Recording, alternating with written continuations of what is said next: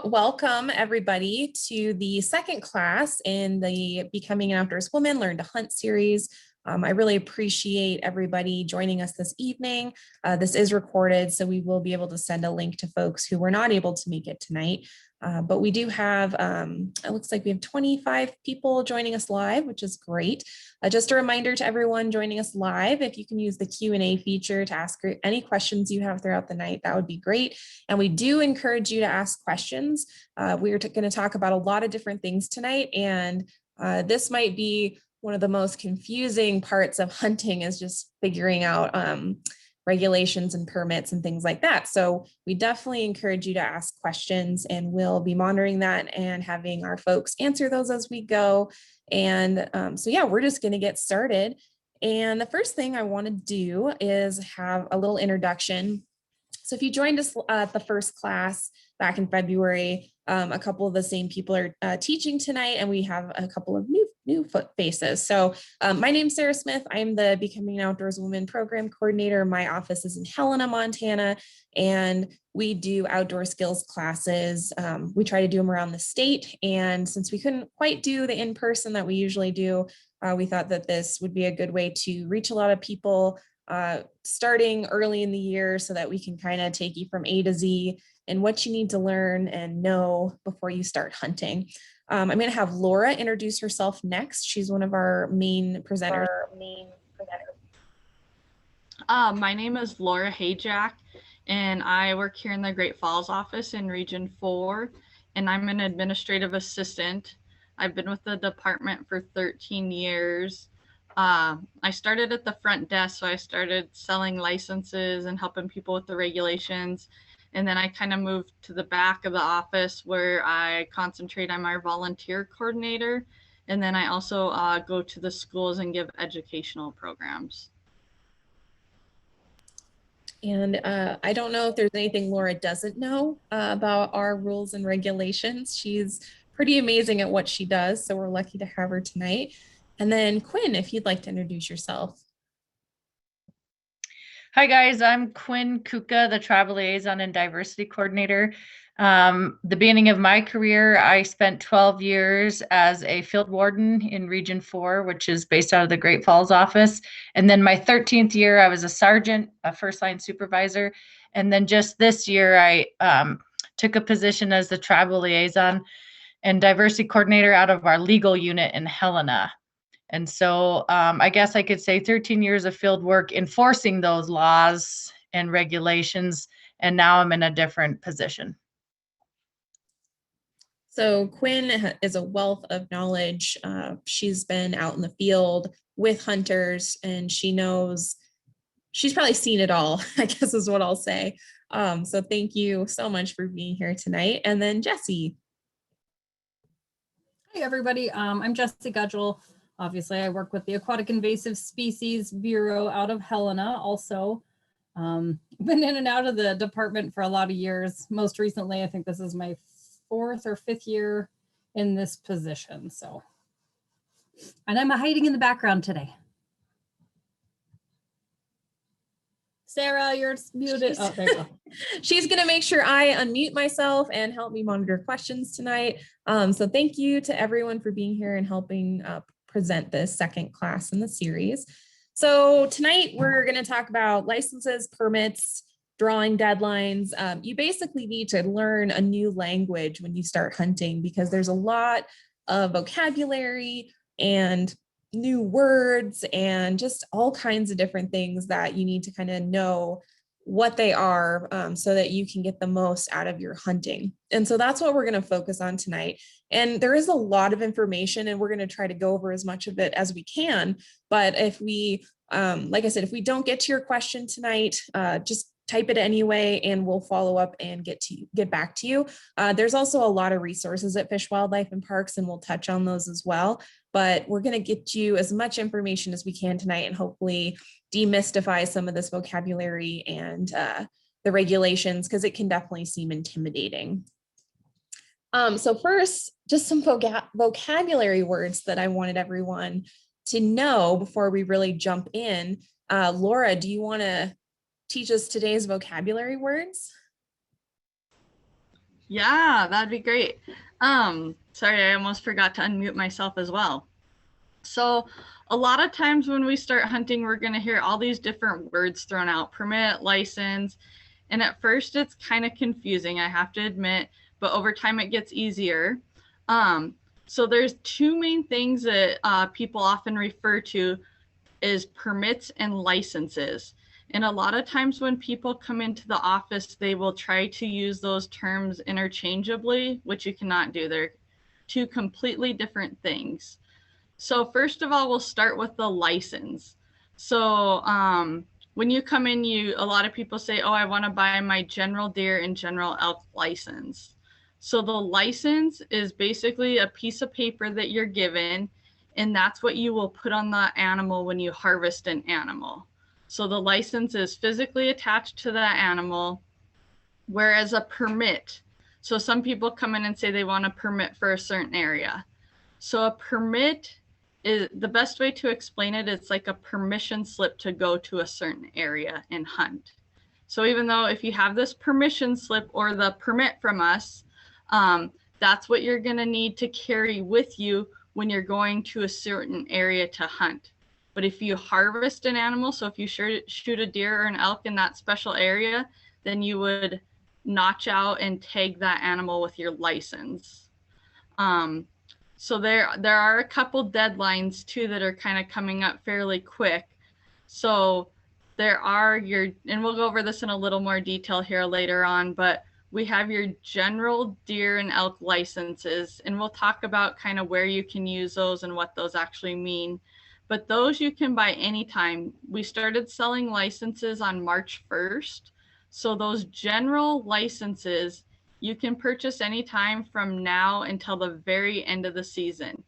And if you purchase it the last day, there's not a waiting period. You don't have to like wait for 24 hours or anything with that deer and elk. You could leave our office, drive to where you hunt and harvest your animal, and then you're done.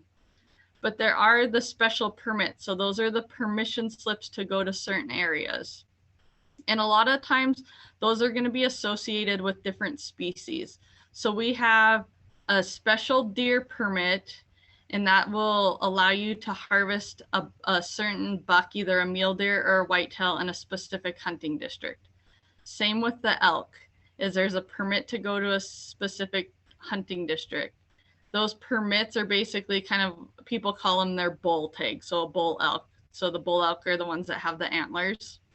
So if you put in for that, you have to apply for those by April 1st.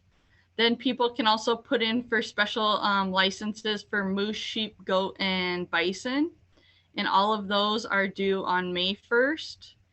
And then we have other licenses as well. So antelope, we have elk B licenses and deer B licenses that are due June 1st. So that's kind of confusing too, because we just mentioned that we have the general deer and elk licenses, and you can buy those anytime. A B license, so whether it's an antelope B, a deer B, or an elk B, those are all for antlerless animals. So we had a good question. Someone asked, why do some people also use the word tag? And then she followed up, because they tag the animal. And I think that's where that came from, is we talk about tagging an animal. And so people use a tag and license and permit all interchangeably sometimes, which doesn't help to make things less confusing. But that's always, growing up, you got your tag to tag your animal. So it's not something that we usually will say in the offices and things, although I think Laura actually might have said it in one of her. So yeah, it's another one that you want to know, I guess. And so even when people come into the office and they say, oh, I want to buy my deer tag, I usually go over it with them too. So you want your general deer license, because I want to try to get those terms right for them, and I want them to understand what they're actually asking for. Because if you come in and tell me that you just want a general elk license, but you actually wanted to put in for an elk permit somewhere, that's completely two separate things. That's like my son saying, I want peanut butter and jelly for dinner, versus I thought he meant he wanted a steak. They're completely different things. So you got to try to keep that vocabulary consistent and use it where it needs to be used. Definitely. Thank you. So we aren't going to read all of this to you, but we do want you to be aware that if you start hunting, depending on when you were born, there may be hunter education requirements, or if you want to archery hunt, there might be, or there will be bow hunter education requirements. And so we also have an apprentice hunter program, and we might talk about that a little bit more at the end if we have time. But just know if you were born after January 1st, 1985, and you want to hunt in Montana, you have to show proof of completing hunter education, either here in the state or from another state. We have reciprocity with all the states. And there are options online right now if you're interested in taking that. There's usually what we have in-person classes. Things are a little different right now, but the same for bow hunter education. If you want to buy a bow and arrow license, which will actually allow you to hunt during archery season, there are some requirements for that as well. So just know that there are some requirements. If you walk into an office and it's your first time hunting and you were born after January 1st, 1985, they're going to ask for your hunter education certificate and put that into our system. So just want you to be aware that there are some education requirements for hunting during the general rifle season and bow hunting during the archery specific season. Okay, so I'm going to turn it over to Laura to start talking about some of the resources that you can find that surrounds all of this on our website. All right, let's see. So I stopped sharing, Laura, if you want to share your screen. Okay, yeah, I'm just getting there real quick.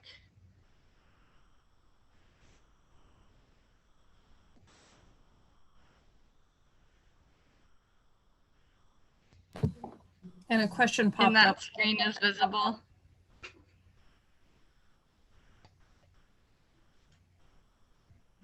And can everyone see that screen okay with our website? We can. We did have a couple questions pop up really quick. Oh, sure. Yeah. So bow hunter education certificate, also known as a bow stamp.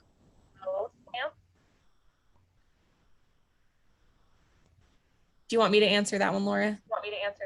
Oh, sorry, my computer cut out. I couldn't hear it all the way. So she's asking about a bow stamp. And the bow stamp is actually the archery license. Correct me if I'm wrong, Quinn or Laura, but you actually get something on your conservation license that shows that you can archery hunt during the archery season. You have to show proof of bow hunter education to purchase that. Yeah, so when it'll print out your long license, it has your conservation and any of your prerequisites on there, and it just types up a little line and it says bow and arrow. But back before I started, they actually gave out like stamps, almost like you'd get from the post office. So that's kind of where that term came from, because you actually needed a bow stamp. So it was like a stamp that you'd put on the back of your license, and that would show that you could hunt archery. And then Laura, if you want to stop sharing your screen for just a minute, I think we've got there we go. One other question. Why do people born before 1985 not have to take the course, and is it beneficial for that group to still take it? So that's a legislative rule that was passed. I'm not sure what year, but that is what they decided, 1985. Not sure why they picked that year, but I think hunter education is beneficial for everyone to take, no matter if you were born before or after 1985. So highly recommend you do that if you haven't and you want to learn a lot of really good information.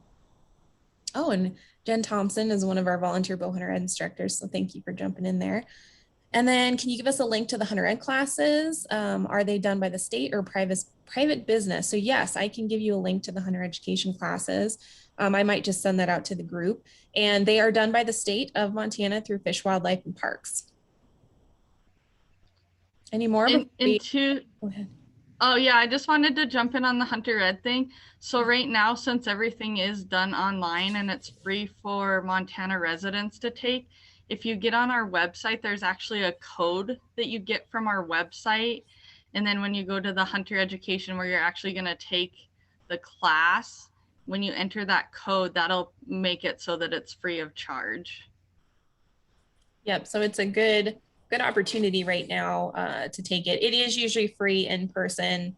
If you take the online course, it does usually cost during the normal times, and then there's an in-person field day. But right now, probably until maybe this fall, it'll be online only. I just wanted to say one other thing. When we go back to normal, we have an adult class that we used to host, and it was all online, and then you would just do a field day. So if some students didn't want to go with children, there was that opportunity for all adults. And we should hopefully have that back this fall. So any other questions before we jump into the website and some resources on there? Okay, Laura, go for it. All right, let's see.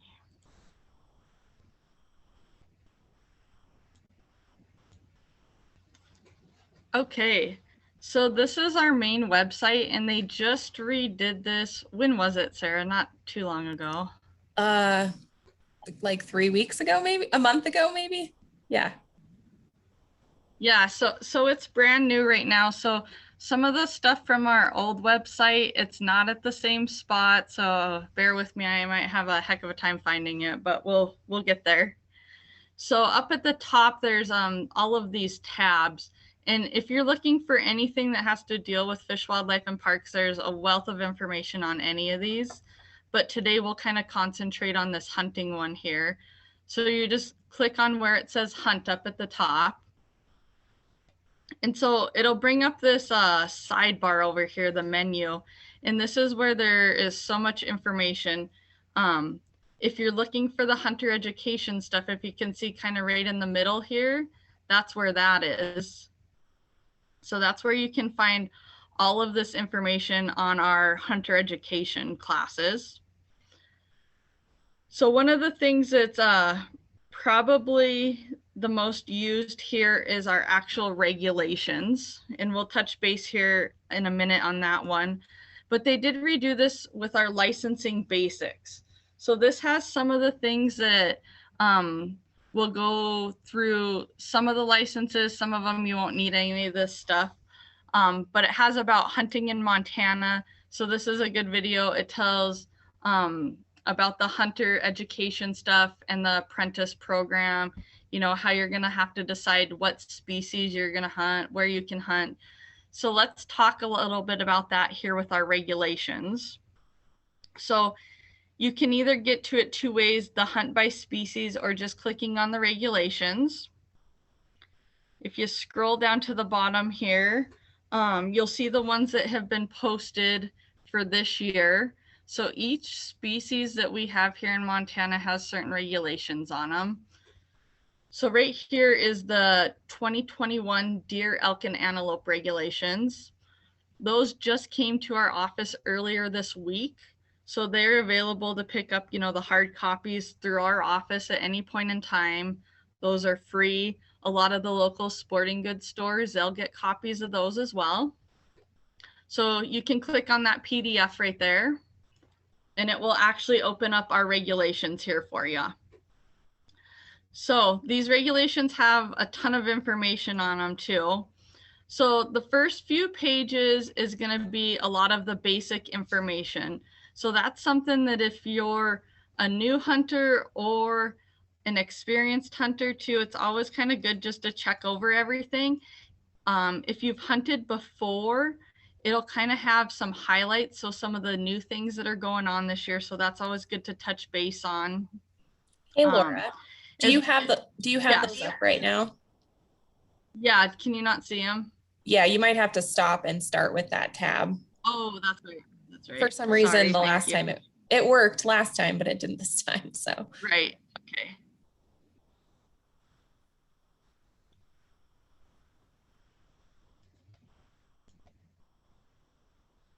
a really nice feature is that you can save this on your cell phone, which is pretty cool. So can you see those regulations we can now? Yep, we can sure see them. Okay, perfect. Yeah, so the top part, it kind of just had, you know, some of the new things that changed, but here throughout these regulations, you'll have the price chart, which is super nice, so you can kind of figure out a cost, which, you know, a lot of people like to know that. Then here you're gonna get the maps.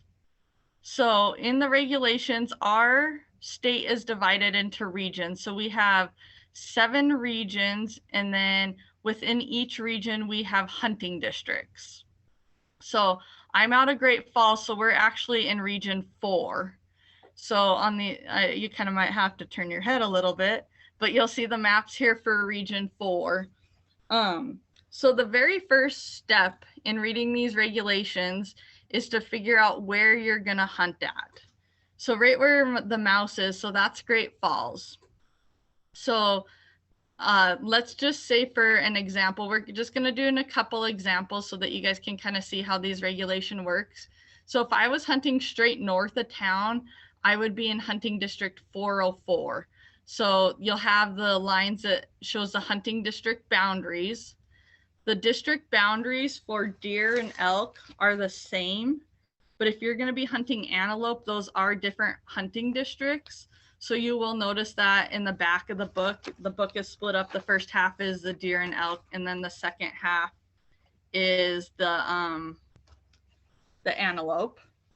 And I'm not sure why that page just did that. So if we were going to go to to hunting district 404,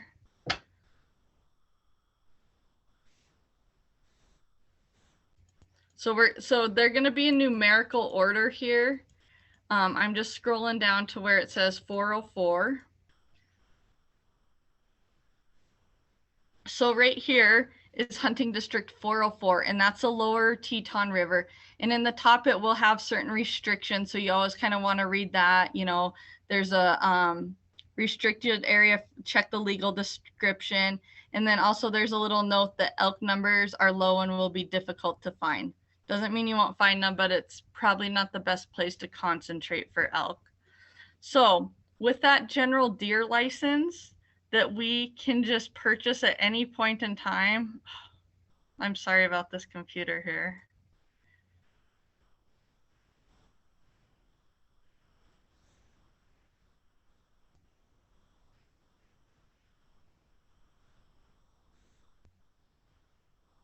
Do you have any ideas, Sarah, why this would be bouncing around?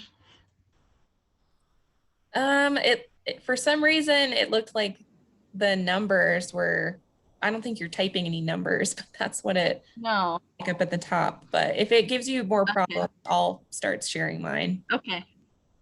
So up here on hunting district 404, you'll see where it says deer in blue right there. So that's just your general deer license that you can purchase at any point in time. Like I said, you can buy it now at the last day of the season. So if you scroll across right there, it's going to, those first dates at September 4th through October 17th, that's going to have the archery season dates. So that means with your general deer license in that specific hunting district, you could shoot either sex mule during archery season, or those next dates are the rifle season. Okay. And then right below, either sex whitetail, same dates.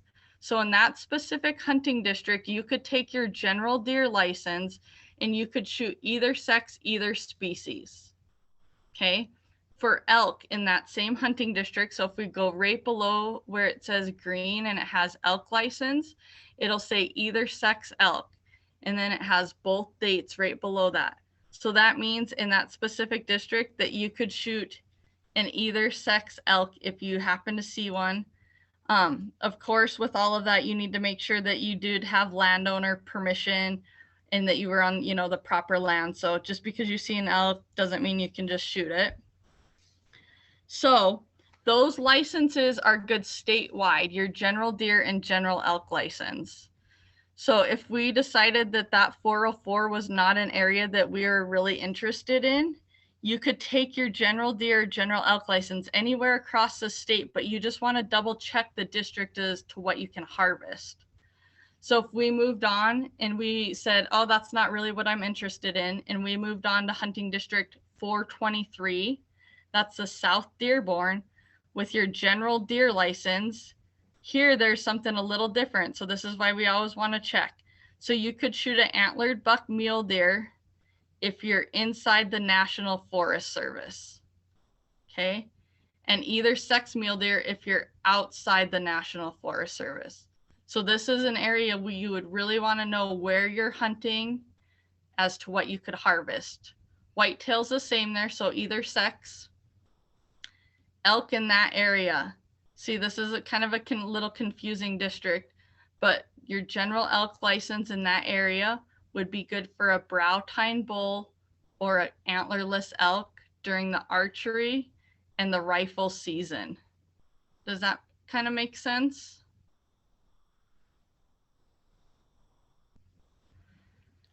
I'll just emphasize you really need to. Yeah, go ahead.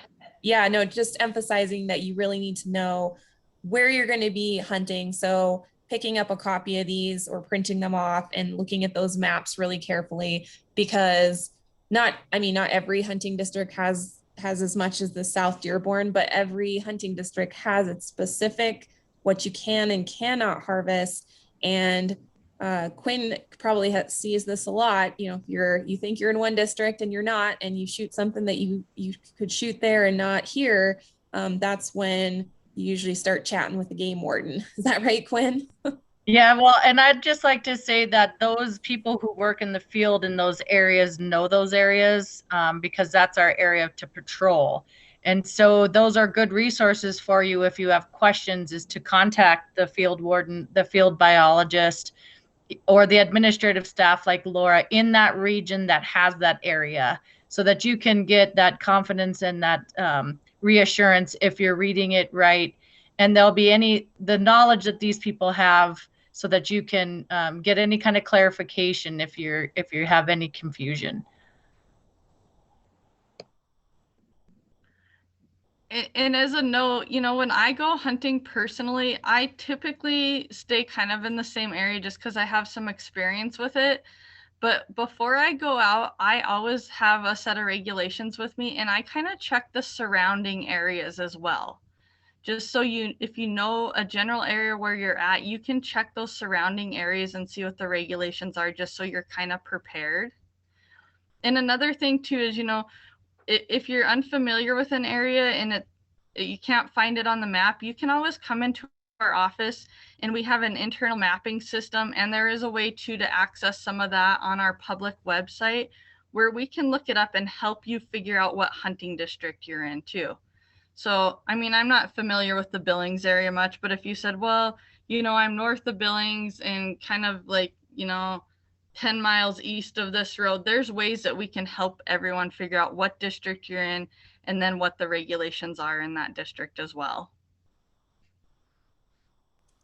I would say typically you're not going to be hunting in a ton of different hunting districts unless you're really wanting to go all over the state. So you don't need to memorize all 136 pages of these regulations, although the first part has a lot of really good definitions. And usually if you have a question, you're going to find it in the regulations. But if you don't want to spend a long time going through to find that, again, reach out to our offices. We have 7 regions. We've got way more offices than that, either by phone or in person. And they're very willing to help walk through this because they understand it can be confusing.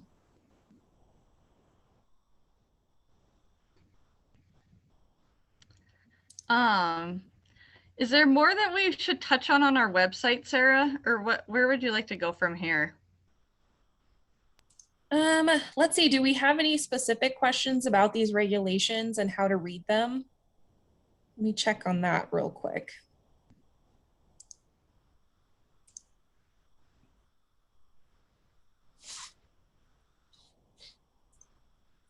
Some of the other things that you'll find in these regulations, it has, as Laura said, the price charts on resident and non-resident licenses. So if you want to know exactly what you need to buy, how much that's going to be, you can plan ahead for that.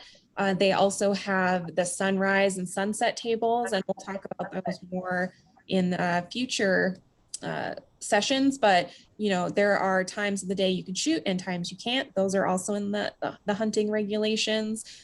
She was talking about antlerless and brow tined, and there's a whole section in the regulations that have definitions of those. What does that mean, antlerless? What does that mean, brow tined?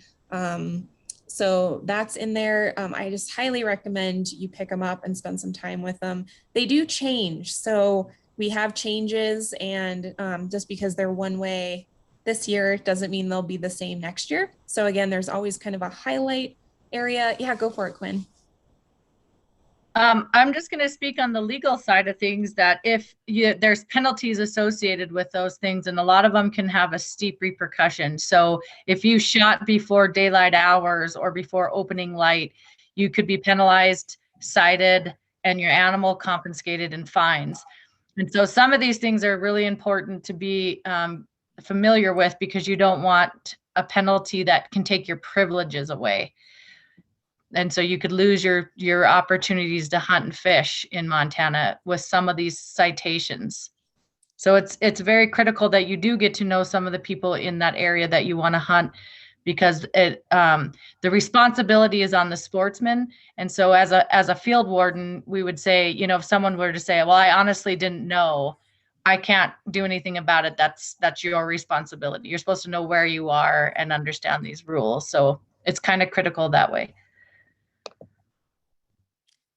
And we do have a question. Are grouse considered upland birds on the website? How is grouse hunting regulated? Do you want to? Yeah, so grouse are an upland bird, and so there are several types of grouse out there, and they're regulated by a bag limit. So you have a daily limit, and then you have a possession limit too. So it's similar to fish. So you can have so many a day, and then you can have so many total in your possession. And so your upland bird, like, oh, go ahead. Sorry, there's a delay. Possession could be your freezer at home.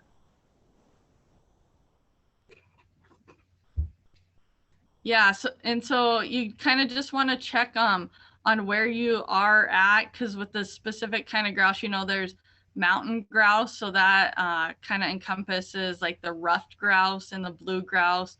Then we have sage grouse, and then also part of the upland birds is your pheasants, and the pheasant season starts actually later than the grouse season does. So that's something that's all listed in the regulations as well. Yeah, so if you decide you're going to hunt deer and elk, upland game bird, waterfowl, you're going to have a lot of different copies of regulations. So again, they're all listed out by species on the website, and not all of them are out at the same time. There's different seasons, and so sometimes they come out at different times, but just always know that if you have, the most recent copy of the regulations, you're gonna need it for whatever species you're hunting. And I don't know if we talked about this in the last class, but our license year is not the normal calendar year. Laura said we start selling licenses on March 1st. That's when our license year starts, and it goes until February 28th of the next year. So ice fishing, was something that, on February 28th, I had a 2020 license, and on March 1st, I needed a 2021 license. So just know that our license year is not the same as a calendar year. And some people kind of wonder too why, so if we start selling regulations on March 1st, how come all of our regulations like the deer and the elk aren't out? How come we don't have migratory birds yet? So a lot of that stuff has to get approved by our commission. So the deer and elk ones typically have something that we're waiting on approval for before we can send those to the printer. The migratory birds, so that's going to be your ducks and your geese, that actually has to go through a federal process because those are federally regulated birds. So we have to figure out season dates and that kind of stuff before those can even get printed.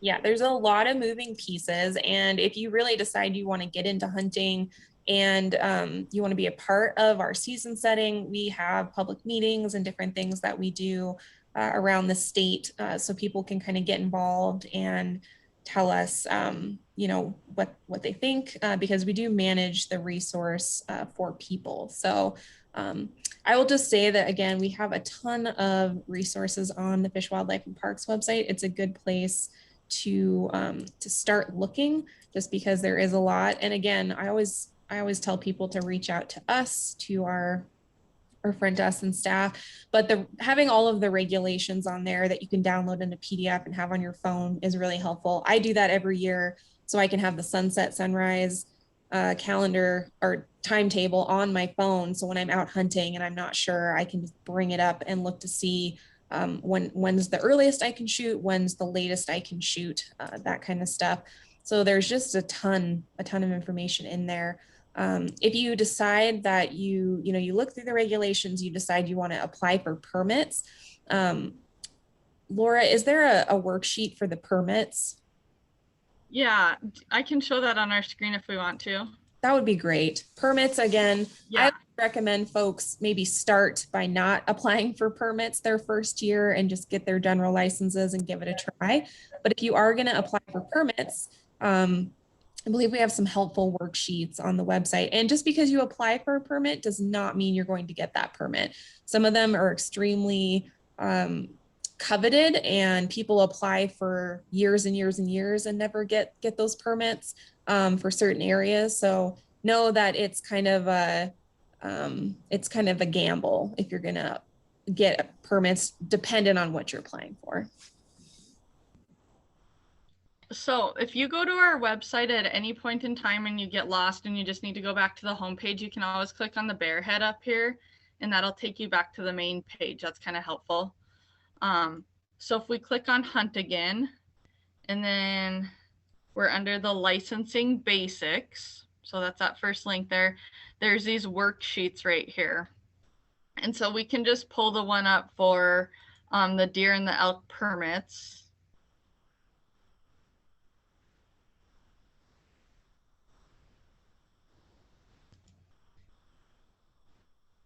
Can you guys see that okay, or do I need to reshare it? Nope, that looks good. Okay. So there's two ways basically to apply for special permits. You either have to come into our office and we can submit the information for you, which is a really great option because if you have questions or if you need help with any of it, that's what we're here to do. The other way is to do it online, and that's just through our website, and you have until April 1st to do that. So this is the worksheet for the deer and the elk permits. So when you come into our office, if you have all this filled out, we can get it processed really quick and really easy for you. So it has your name, birthday, address, phone number, email. If you're applying for any special permits or licenses on our website, you're required to have an email. And so that's used to notify you that you were successful in getting those licenses or permits, but those will still be mailed to you. We have I hate to confuse everyone with all this stuff, but we have a bonus point system. So if you apply for permits, you can choose to do a bonus point.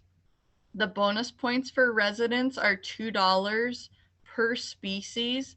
And basically you can build those up. And what it means, if you're unsuccessful in drawing a special permit or license this year, then next year your name would go into the drawing an additional time. We have your hunting district choices. So you'll need to choose from those and you'll get those numbers from the regulations. So typically those are going to be a 5 or 6 digit number, or no, excuse me, 5-digit number, sorry. The first 3 numbers are always going to be associated with what hunting district you're in. So how earlier we looked at hunting district 404. So typically that's always going to be the first number of that special permit or license that you're wanting. And then there's 2 sequential numbers, and that kind of depends on the species and what you're hunting for. So just as an example, for antelope, either sex antelope That's a code. It would be 404-20. The 20 at the end of the antelope just means you're applying for an either sex license. 404-30 for antelope, that's an antelope B license, so that would be an antlerless, so that means you would be putting in for a doe fawn. Also on this, there's instructions, there's a party that you can put in for. So what that means is you can actually apply as a party. So let's say you and your husband and your daughter decided that you all want to go elk hunting at the same area, and it's an area that you need a special permit in. So you can apply as a party. Up to five party members can be on a party. And what that means is it means that everyone would either draw that special license or permit, or they wouldn't draw it. So just as an example, when my dad and myself and my younger brothers would go archery hunting in the Missouri River Breaks, it's a long drive for us. It's like probably 4 or 5 hours just to get to where we want to hunt because of the road conditions. So we would put in for a party for our elk permit. And the reason we did that is because it's a long drive. And just as an example, I don't want to be the one that goes over there and doesn't have an elk permit to shoot an elk.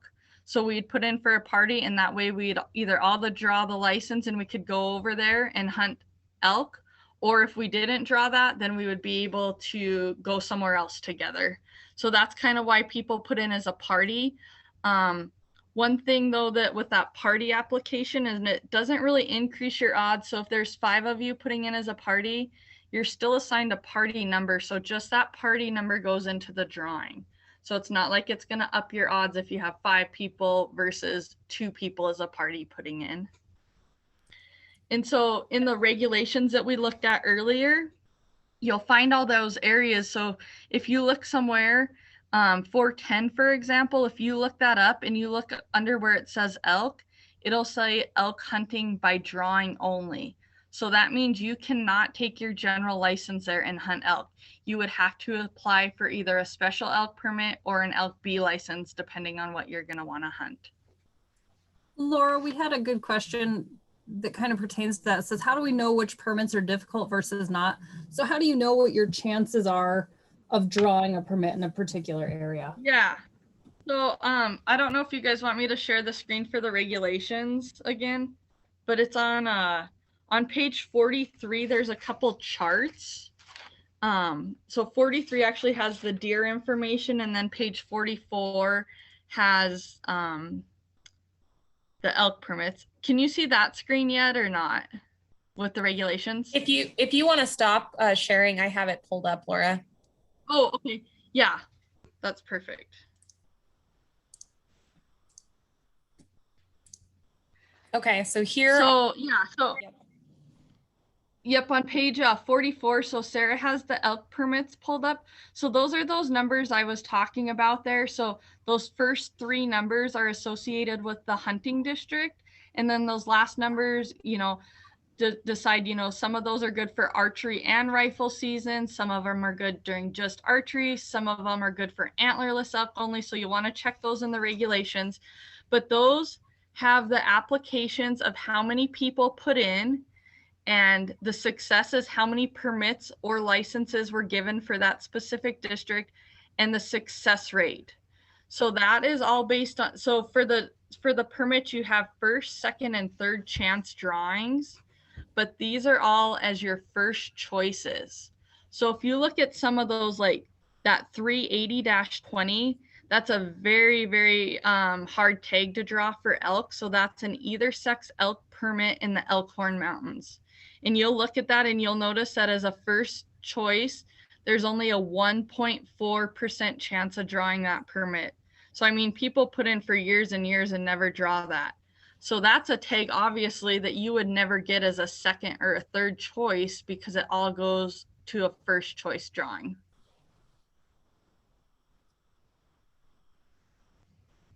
I just wanted to add one thing from an enforcement standpoint. When you talk about party hunting, since you mentioned that some of our participants were from out of state, when you go to other states, party hunting isn't the same as our party hunting.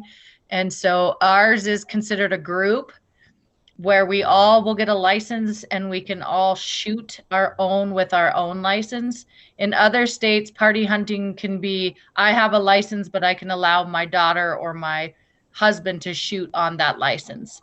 In Montana, you're the only person who is allowed to shoot that animal.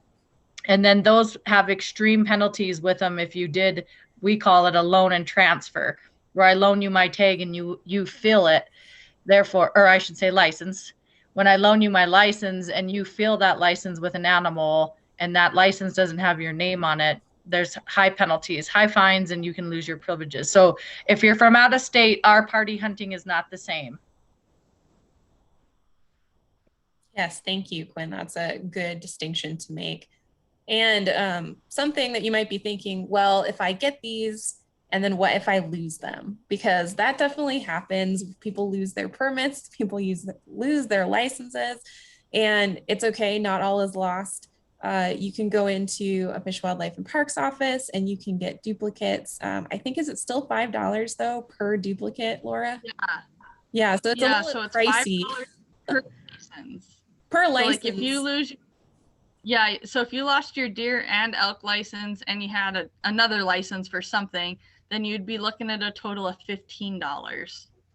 Yeah, so try to keep them in a place where you're going to know where they are. If you have a lot of people in a family hunting together, it might be a good idea to get Ziploc bags and write your names on them in Sharpie and keep everyone's license separate, just so you don't accidentally use mix up licenses when you're out hunting together and accidentally tag the animal that you shot with someone else's license. Again, that's something that isn't a good thing to do. So it's always a good idea to stay organized and keep everything together so you know where it's at. And again, this first permit deadline is coming up in a couple of weeks. So if you start looking at those regulations and think you want to try for some of those permits, it's something that you need to do sooner rather than later. And Laura, correct me if I'm wrong, but you do have to buy your general licenses before you can apply for permits, or did they change that? Nope, that's correct. Okay. So yeah, you have to buy your general deer and elk license before you can put in for a deer or elk permit. So just be aware of that. And I just wanted to touch base on one thing too. Sarah mentioned keeping your licenses in baggies. So our licenses are just on regular paper, so just normal printer paper. So that's a little different from a few years ago. So a few options that people have is they can put them in baggies, like Sarah said. Another thing is you can laminate them, but then they do make it a little tougher to fold and, put in a wallet or whatever. Another option too that we found is if you put just clear packing tape on both sides and trim that down, that's a pretty good option as well. So just to clarify, somebody asked, can we keep them on a mobile device? So you can keep your, you kind of have some prerequisites. So your conservation license, if you have a fishing or a bird license, you can definitely keep those on a mobile device. The only ones you're not allowed to are the carcass tags. So those would be like your general deer and general elk licenses. Because when you harvest an animal, you actually take your knife or scissors or whatever, and you notch out the month and the day that you harvest that animal, and then that has to be attached to the carcass. So those ones you wouldn't be able to have on a mobile device. However, next year we are getting a new licensing system, and that is up for discussion as some type of electronic tagging. But this year you have to have your licenses with you. And Quinn, there's a question specifically for you. What are the most common mistakes you see in new hunters so we can avoid them?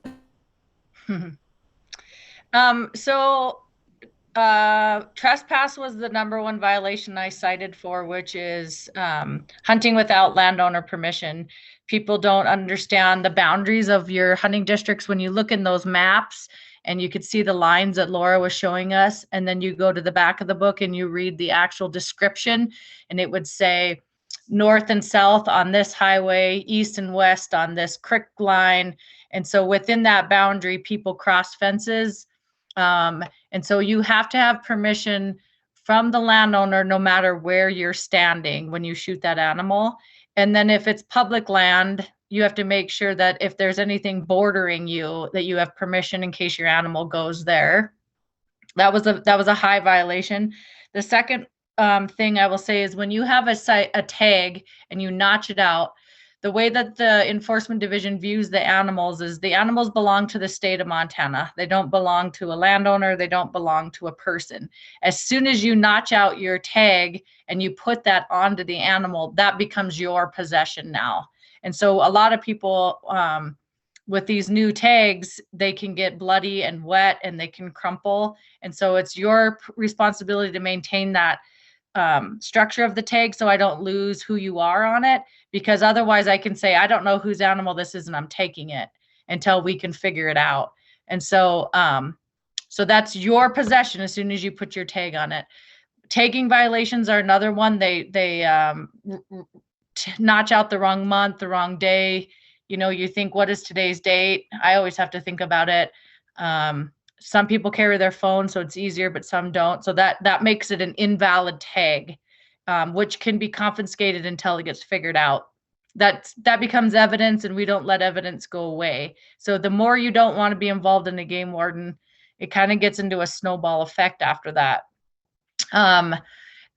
The meats, waste of game is a big one sometimes, not only because it's abandoned in the field. Someone could just take the antlers off and leave.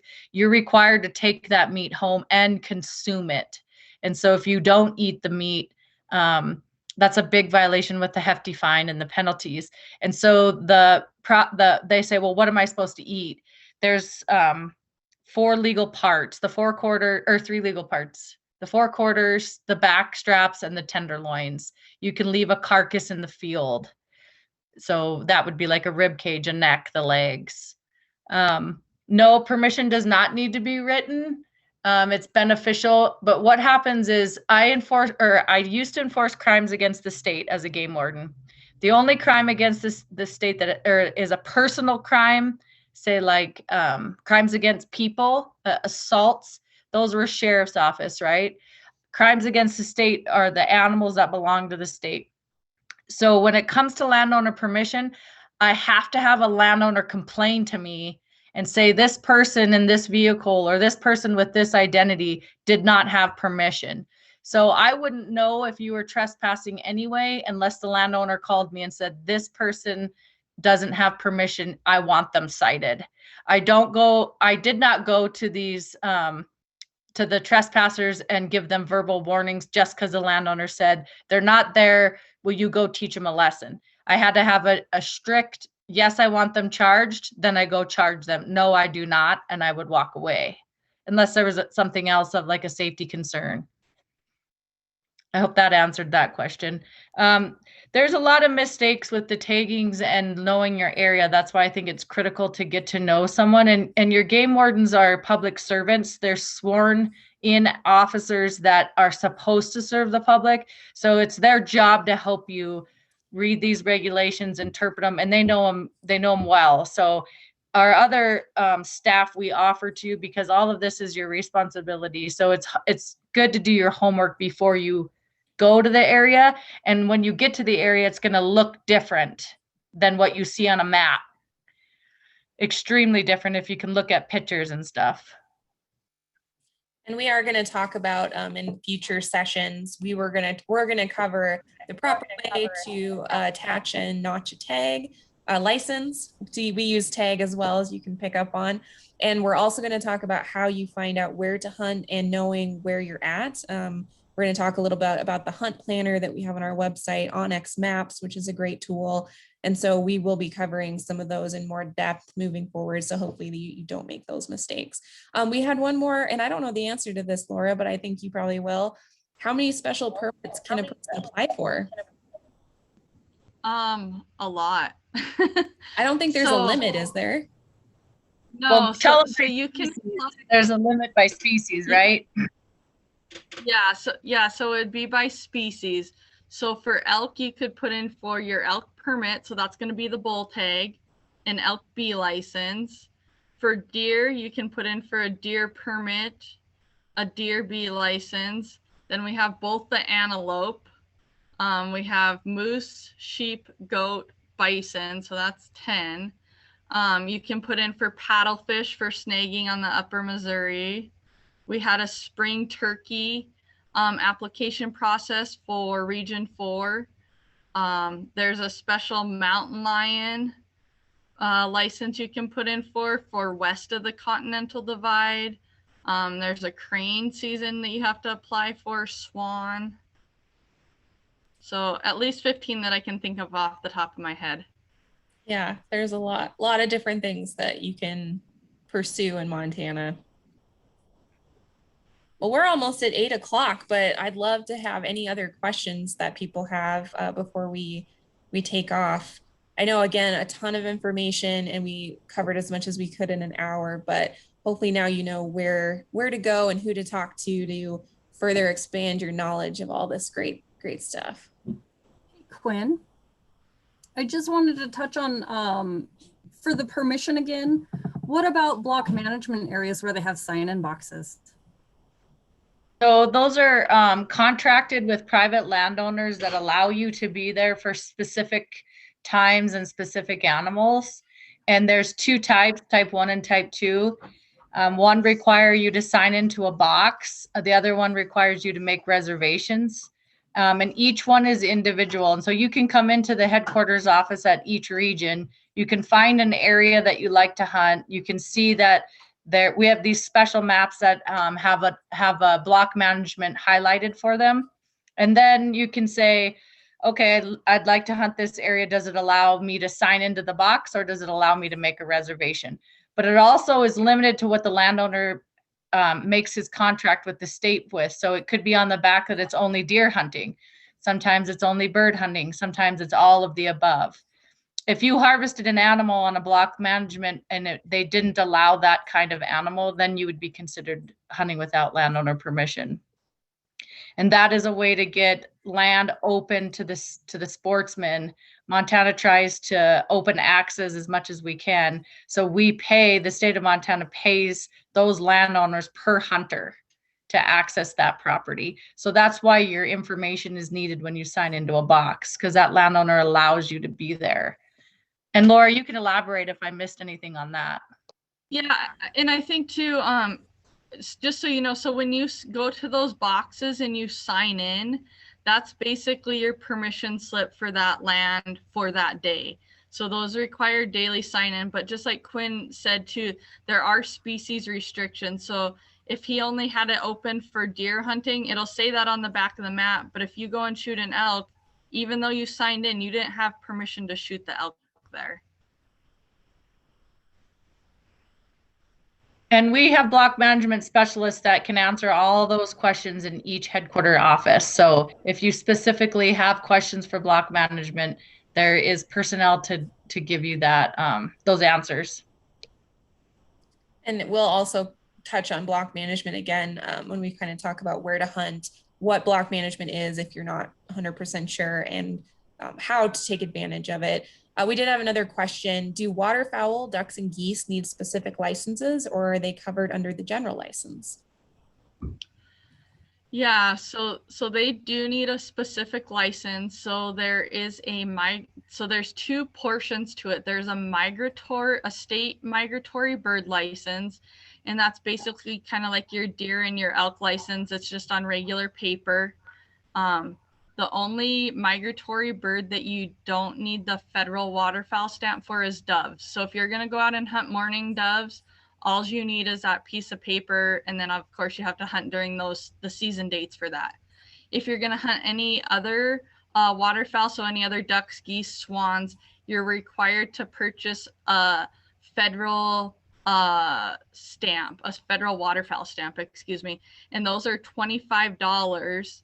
And those go on sale on July 1st. And so those waterfowl stamps, it's basically like a post office stamp, just a little bit bigger. And that goes right on that paper portion of your state migratory bird license. So basically every critter or animal that we have out there, species, has a specific license. So like ducks and geese are kind of grouped together. They're all covered under the migratory birds. But that requires a special license, for migratory birds versus your upland bird license. The upland bird, like we said before, would cover your pheasants and your grouse. Some things that don't require licenses rabbits, fox, coyotes.